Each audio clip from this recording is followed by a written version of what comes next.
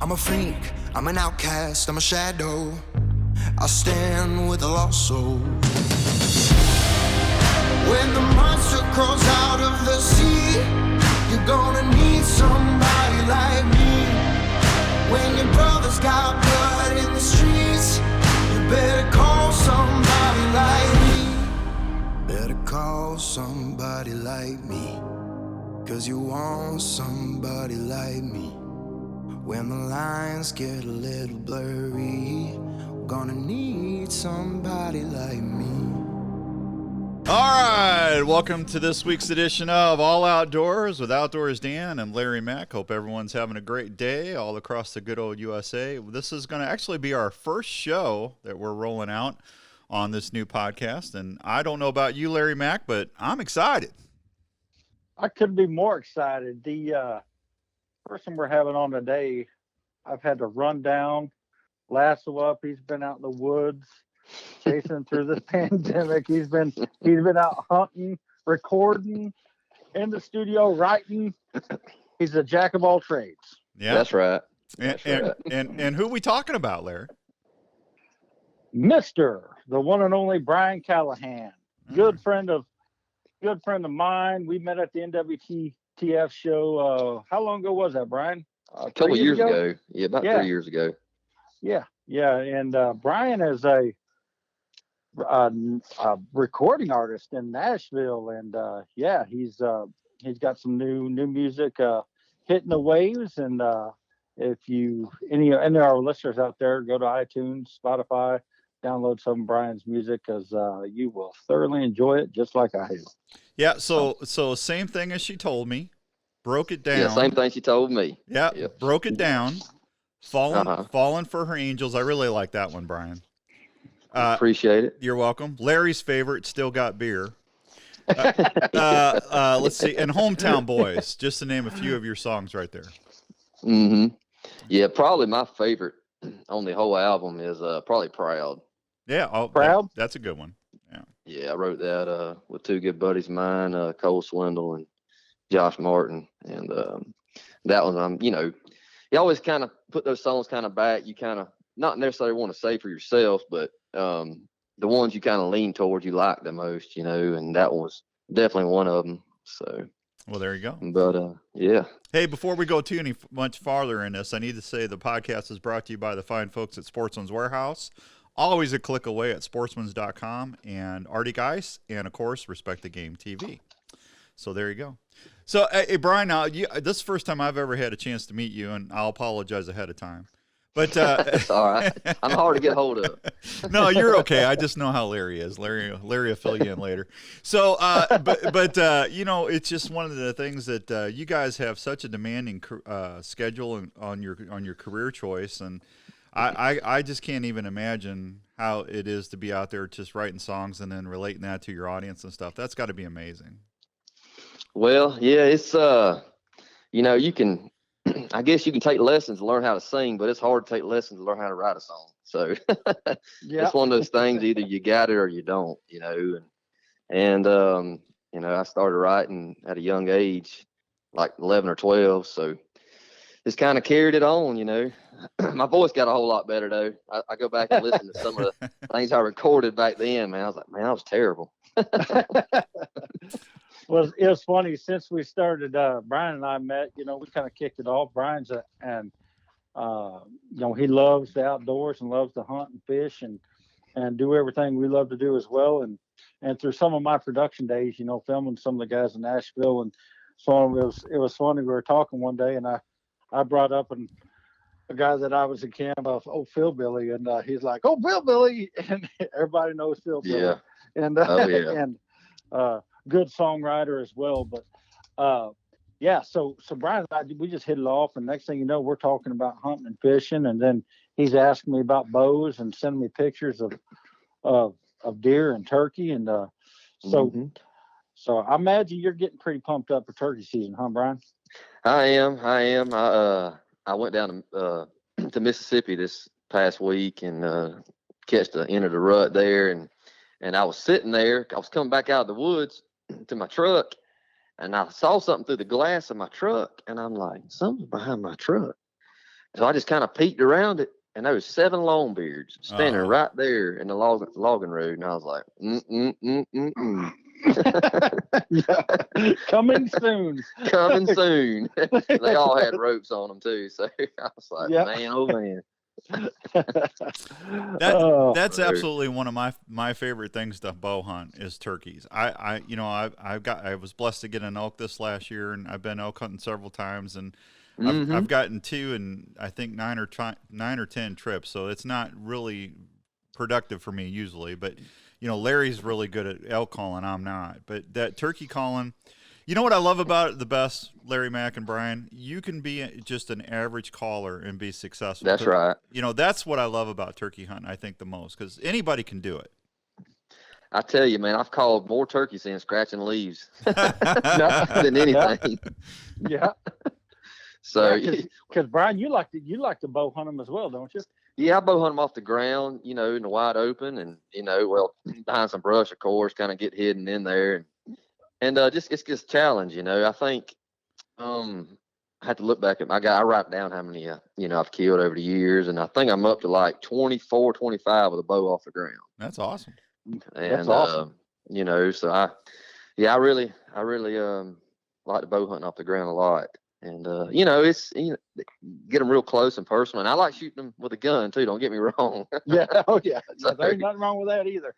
Yeah.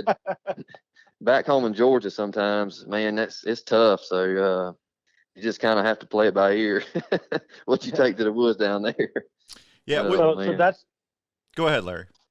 I said, so that's where you're originally from, is Georgia? Mm-hmm. Yeah, that part of the middle, kind of on the line of middle Georgia and South Georgia, and it's pretty. It's tough hunting down there. It's a lot of deer, but it's tough to kill a good buck. They're there, but it's just hard hunting, and same way with turkeys too. They'll gobble pretty good in the mornings, and then they'll shut down pretty much after that hour and a half, 2 hours after daylight, unless you just get one hot. But Tennessee's a different story. When I moved here, it's turkeys everywhere here. But nothing like where I come from. I was like, good Lord, Yeah, but it is a hidden gem. Old Tennessee is a hidden gem when it comes to turkey. It is, man. I've killed them in Tennessee, 30 minutes, 15 minutes going to roost and see the decoys and come running in to the decoys. Going to roost, Yeah. In Tennessee, you can hunt. You can hunt past noon or 1 o'clock in Tennessee. So you can hunt from sunrise to dark, just about it. And so it's it's a totally different story here for sure. I got to tell you, one of the things that I love about turkey hunting the best is just, they'll make anywhere from 26 to 28 different vocalizations. But then when you're sitting there half asleep, Larry's always teasing me because I sleep a lot. But it's just restful out there. I'm sorry, but when you hear that, I know. I'm telling you what, that just gets you going, doesn't it? Yep. Especially when you ain't gobbled in the past hour. Yeah. And you're just sitting there like, well, should I leave? Should I go? What should I do? And all of a sudden you hear that spitting drum. Yeah. It's like the first 2 nuts of a Brian Callihan song. Yeah, right. It'll wake you up quick. Oh man. Boy, I'll tell you, you're right. There's something about, hearing a turkey spitting drum that just, everybody gets worked up, when they've got an animal up close, about ready to close the deal. But there's just something about a turkey, especially me bow hunting. It gets underneath my crawl, boy. It'll definitely make the hair stand up, and it just make me turn to a different zone. You get in that zone, and it's like, my gosh, man, how could it get much freer this? Yep, it also allows you to turkey hunting is deer hunting's fun, but turkey hunting's a little bit more. What's the word I'm looking for? It's just a little bit more lighter, I guess. You take it serious, but not as serious probably. You get to move around a lot, and it gives you opportunity to take somebody with you that's never been in the woods before and kind of introduce them, that kind of thing too. And well, you got more camaraderie that way.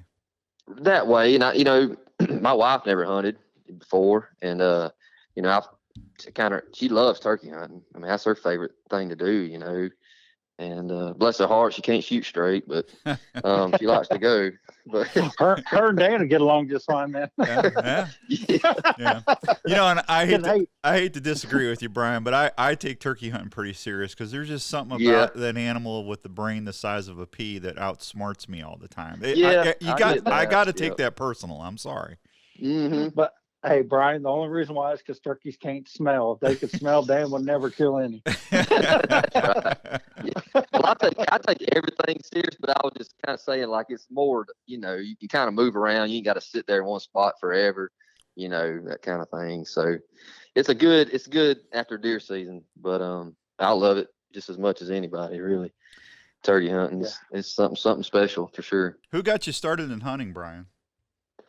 Man, I kind of it goes back, man, till I was probably 8 or 9. I kind of started out coon hunting with dogs, and my daddy was a big coon hunter. We hog hunted with dogs too. My daddy did, and it kind of led from that. And really, I guess the first time I went by myself, they probably don't do it nowadays, but when I was about 10 or 11, my grandpa got me a 30-30, and I killed my first deer by myself with a 30-30 iron sight.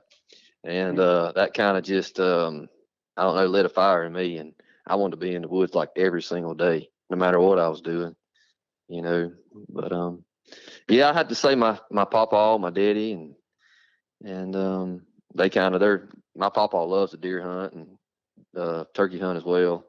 And my daddy, he always liked hunting with dogs, whether it was quail hunting or hog hunting or coon hunting, that kind of thing.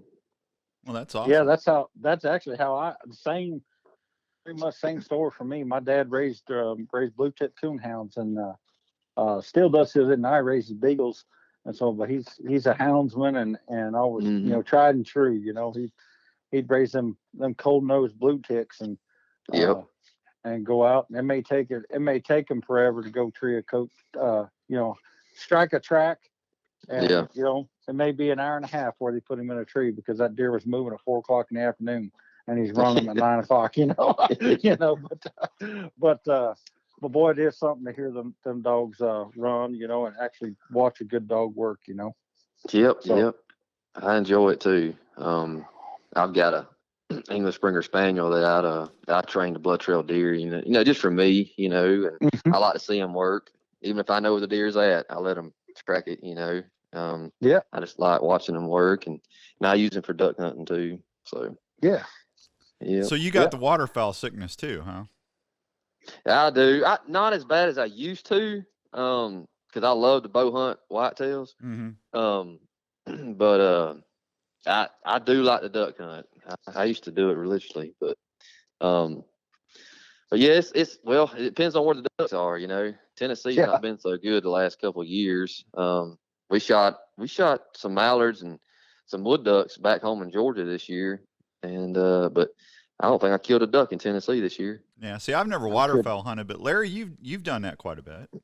Oh yeah, I was eat up with it as well. I mean, there ain't nothing. It's hard to beat a good old timber beatdown on some ducks coming in, boy. You can make. Yeah, I need an invite on that. yeah. Called them out. Yeah. It's hard to beat, boy. It's a fast and furious action.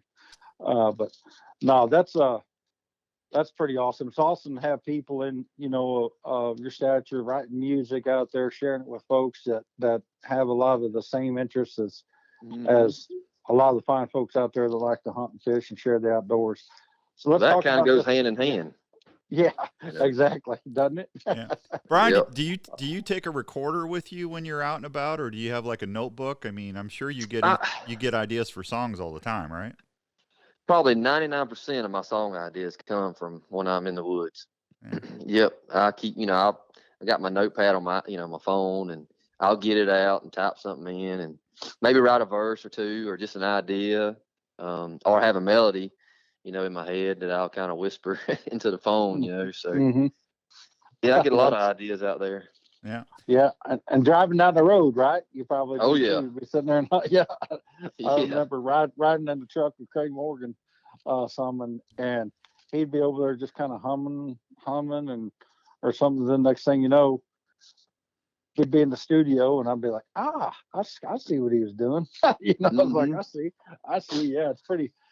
It's amazing though, but and it really kind of made me appreciate, everything that kind of goes into it, the thought process, and just the process in itself. It's pretty cool experience, for sure.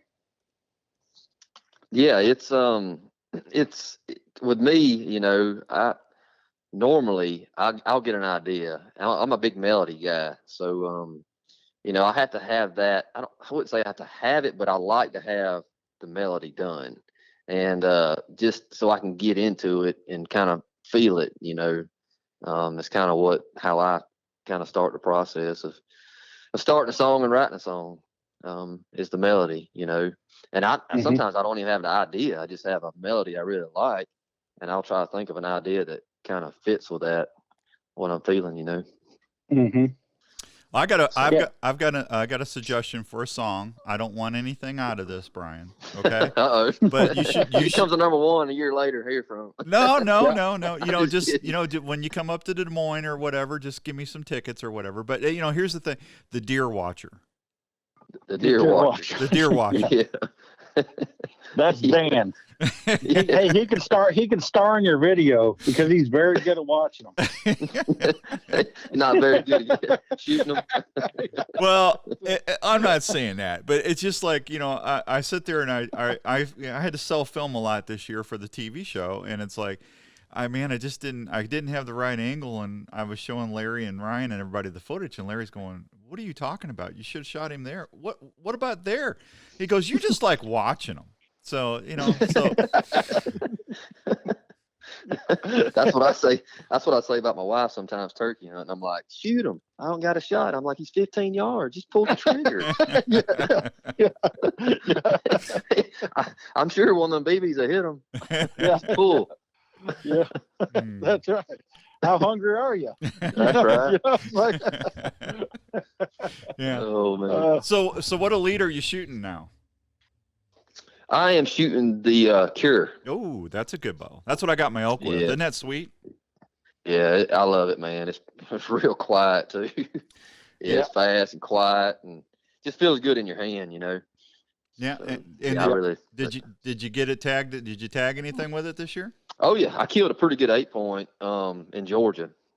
No, actually one of my best bucks in Georgia I killed with my bow this year. Pretty big 8. Sure did, and I killed a big coal down there. I was chasing two giants in Tennessee, and I let a lot of good deer walk chasing those 2 deer, but it didn't happen. They got away, so hopefully they made it through the season. Yeah. But maybe next year. Well, yep. Things happen for a reason, Brian. Things happen for a reason. That's right. You wonder why. What's funny is the day I killed that 8-point in Georgia, I had a big 10-point on showing up on camera up here, and probably 170s type deer, and I killed that 8 that morning, and at about noon that evening, the farmer sent me a picture from the tractor. They was thrashing those beans, and he was bedded out in the middle of the bean field, and he took a picture from the tractor, sent it to me. I was like, "You got to be kidding me!" He was probably 50 yards from my lock on. Oh man. That happens. That hurt pretty bad. That happens to everybody, though. That's the bad thing about the cellular cameras now, because you'll be out and the wind direction's probably not great for that, and you go hunt one stand and then you get a little ding on your phone and you look down and it's like he's sitting there right underneath your other stand. It's it happens to everybody. Yep, they're good. I like them. I like keeping up, and I like checking cameras and well, I got mostly cell cameras now, but I like keeping up with the deer. It's just fun to look at them too. Yeah. See, Brian, another song right there, Brian. Keeping up with the deer. Keeping up with the deer. Yeah, that's right. Yeah. They'll drive you crazy. Yeah. They will. There ain't no doubt about that, boy. I have definitely had plenty of them win the game. Oh yeah. They win a lot more than I do.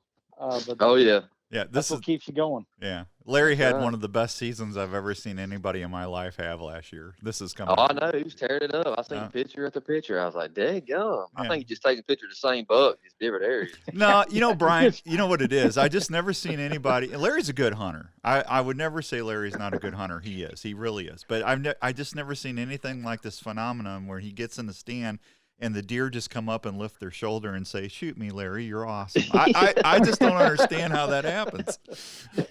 Well, I got a piece of my shirt tail cut off this season. I missed a pretty good big 9 in Tennessee.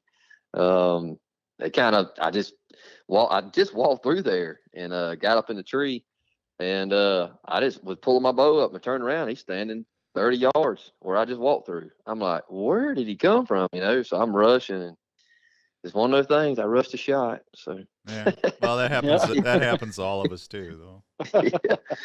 Yeah. That's, so this one of them panic shots.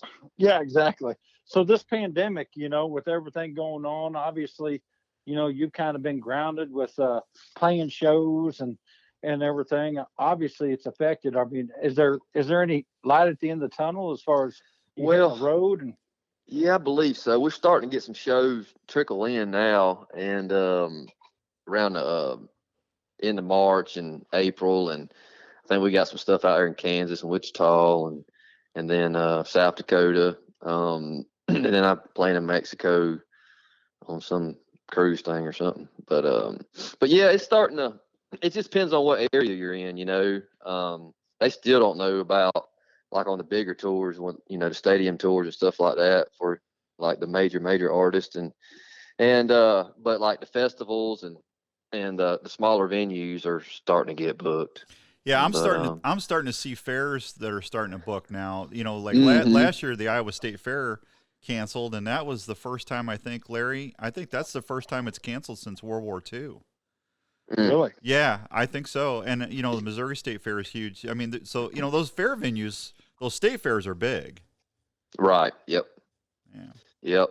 So hopefully we'll I know we got a bunch of shows in. We're competing with the other artists to get in there. So because not everybody's putting on shows. It just depends on what state you're in right now. And it seems like the Midwest is kind of getting back booking a little bit quicker than everybody else, to me, is what it seems like. I think so. So yeah.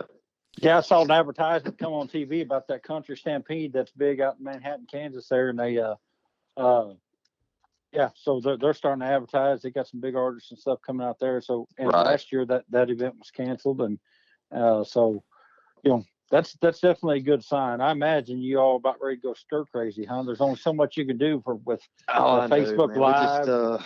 Yeah, I think everybody's kind of over that too, and which I've been writing, and I'm in the studio this evening recording some 2 new songs, and so that's basically what we've been doing, is just writing and ready to play some shows, So hopefully, and what's kind of bad thing before the pandemic, we had a pretty good run out on the road, and it kind of just shut it all down. So who knows?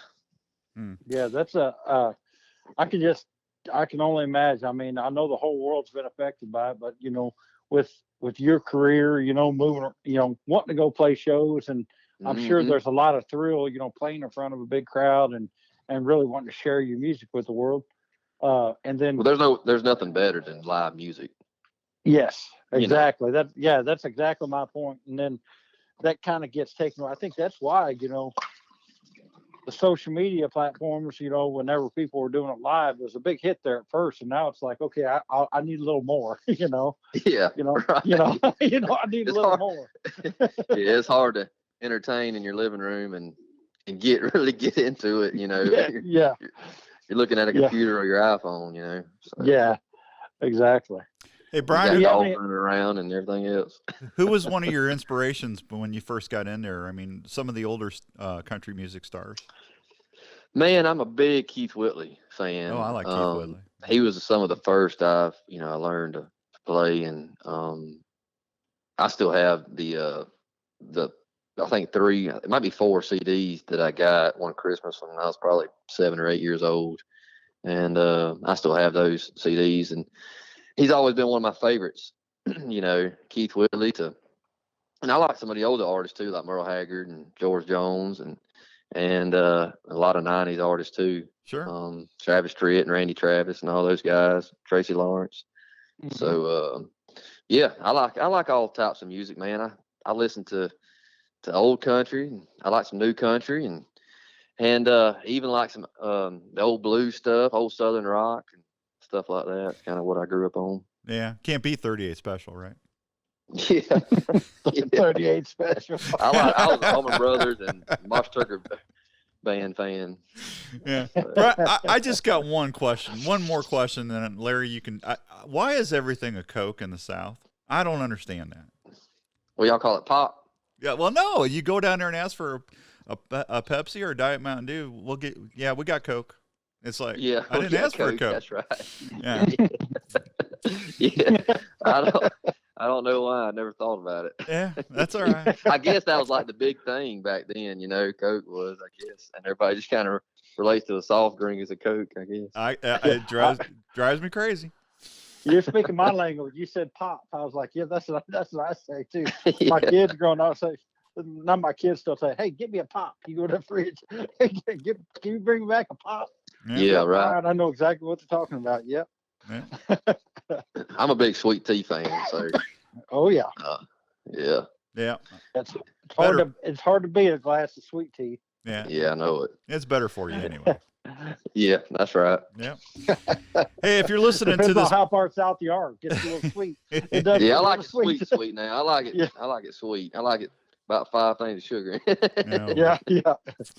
Oh yeah. If you're listening to this podcast, folks, we're going to have a new segment in the next few weeks called Now That's Cool, and that's going to be brought to you by Arctic Ice Blocks. If you just send us an email or just a little deal on Facebook, hit us up, and we use it here on the podcast. You're going to get some nice swag courtesy of Sportsman's Warehouse, so don't forget about that. Now That's Cool, and we'll start doing that as soon as we get out and about there in the podcast spectrum. So I'm excited about that, Larry Mack. I always like giving folks some stuff. Oh, absolutely. It's we got some great partners, that are fortunate. We're fortunate to have great partners that are just as privy about the outdoors as everyone listening and us ourselves, and Mr. Brian Callihan. Yeah, and Brian Callihan, right. the turkey killer. Yeah. Yeah. Yeah. So Brian, we got about 3 or 4 minutes left. If someone wants to find out more about you or just listen to your stuff, I mean, what's the best way for them to do that? You can go to briancallahan.com. We've got music out on Spotify, iTunes. You can follow me on Facebook at Brian Callihan Music, Instagram at Brian_Callihan, and keep up with everything we've got going on. And hopefully we got some new stuff we're going to release. We got a thing I'm pretty excited about. It's probably the most traditional thing I've ever done. It's pretty country, but I kind of grew up on that, and we kind of pay homage to all the old singers in it. And so I'm pretty excited about that. We got that coming out pretty soon. But yeah, just go to those websites and check it out. There you go. So you're going bow hunting for turkeys. Are you going decap or are you going slick trick? Which one? Probably slick trick. Yeah. What do you think about that, Larry? There you go. What do you think about that, Larry Mack? I'm liking it. It don't matter if he was going with a number 4. I'd be okay with that too. I don't even know what that means. Yep. He'd be like, shit, yep. Now they have all that TSS where you can mix some 4s and 9s and reach out there and touch them. Yeah, I know. I like to get them close. I'm gonna try to go to Florida, 1st of March, and I usually try to go down there, and got some good buddies down there, and got some pretty lambs, some live oaks. It's gorgeous calling a turkey up down there. Yeah, and, it sure is. Yeah. Is that special? You going Osceola hunting, or are the Easterns where you're at? Osceolas. Osceola, yeah. Mhm. Those are pretty birds, man. They are. It's just a pretty scenery down there. Calling up them oak hammocks and stuff like that. Yeah. Man, it's gorgeous. It's probably my favorite, other than Tennessee. It's probably my favorite place to hunt. Hey, real quick tip here, real quick. Honestly, if you're going to go shotgun hunting this year, and I'm not kidding on this, you better buy your shells now or start looking for them because shotguns, it's crazy how the shortage of shotgun shells is right now. I know, man. I got a few boxes and some shells, and so, but you bet you're right. You better get them now. I mean, yeah, because even up here, like if you go to Academy or Bass Pro or anything like that, they ain't probably got anything. Yeah. Well, thank the good Lord we still got enough decaps and slick tricks out there, right, Larry? Yeah, absolutely, yeah. For sure. Yeah. That's right. We start getting shortages on broadheads, folks. You're going to see somebody get real upset, and that's going to be me, right there. You'll see a picture of me sharpening flint. Right. Yeah. Hey, I'll be right there with you. Yeah. That's funny. That's funny. All right, man. We're out of time, Brian. I can't thank you enough. It was a pleasure meeting you, and just good luck this year, man. I wish you nothing but fortune. And Larry Mack, buddy. This was awesome way to kick off the new podcast, Larry Mack. Thank you. Yep, you betcha, man. And but like I said, Brian's a good friend of mine. If you're going to be close, look on his website where he's going to be, and treat yourself to a good show. Yeah, Brian, one more time before we get out of here, tell them the best way to get a hold of you. You can go to briancallihan.com. Check out, they have updates on there, what's going on, and Facebook music page at Brian Callihan Music, and my Instagram at Brian_Callihan, and it'll take you where you need to go. There you go. Larry Mack, if folks want to follow us on Respect the Game TV, what's the best way for them to do that? Yeah, they can go to Respect the Game TV on Facebook. They can go to also Respect the Game TV on Instagram. Make sure you subscribe to the YouTube channel. Constantly have new content going up there. And here one of these days, you might see old Brian Callihan on there. Well, there you go. That would be awesome. Brian, thanks, buddy. Thanks, buddy. I appreciate it, man. All right, folks. Thanks, Brian. That's going to wrap it up for this podcast here on All Outdoors. We'll see you next time. Until then, be good to one another. We're all in it together.